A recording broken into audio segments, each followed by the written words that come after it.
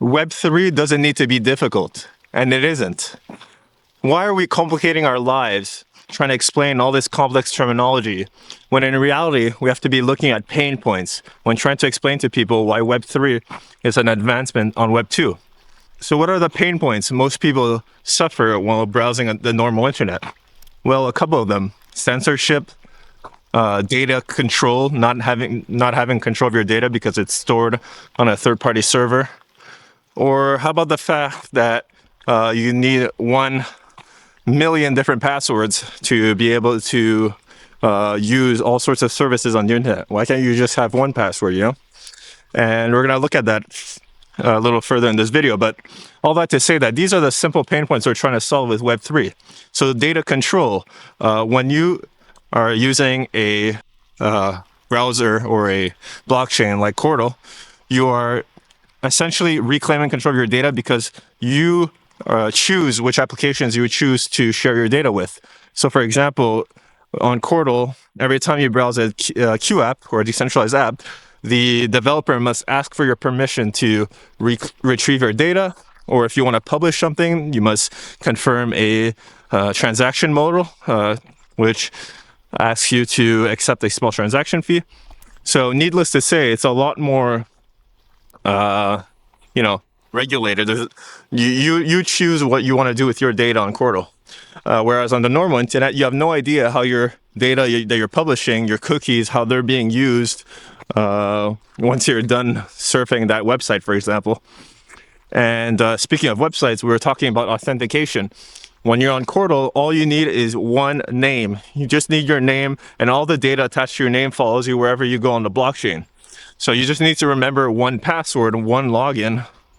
Gone are the days of password managers and countless logins, losing passwords, needing to have two-factor authentication because you're so scared of getting hacked or losing your password. This is all passé, and it's not possible on Qortal. Once again, now the responsibility falls on the user. So if you do lose your password on Qortal, well, it's on you, and nobody can help you because, well, it's decentralized, meaning there's no central server, nobody's there to assist you and if you lose your password.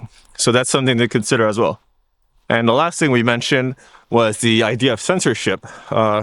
Censorship's been a growing hot topic on the normal internet, with it becoming more prevalent as people start publishing more and more political and moral and sensitive opinions. And not everybody's happy with that, especially governments and big corporations who are trying to silence dissidents or people that are against their ideology. Well, Web3 promises a platform or a internet that is free of censorship, because it's impossible to censor somebody when it's a peer-to-peer network. When there's no centralized servers, nobody's in control of anybody's data. Everybody controls everybody's data in the sense that it's all nodes, individual nodes speaking with one another. There's no one node controlling all the data and being able to shut it down whenever they want. So that's all something to consider. And these are the pain points we're trying to solve with the advent of Web3 and Qortal specifically. So you see, it doesn't need to be difficult. When you break it down in individual ideas that you're trying to solve, then it becomes a lot easier to explain it to somebody who might not be familiar with all these concepts. So if you're looking to learn more about Web3 and Qortal specifically, visit Qortal.dev. Get started today.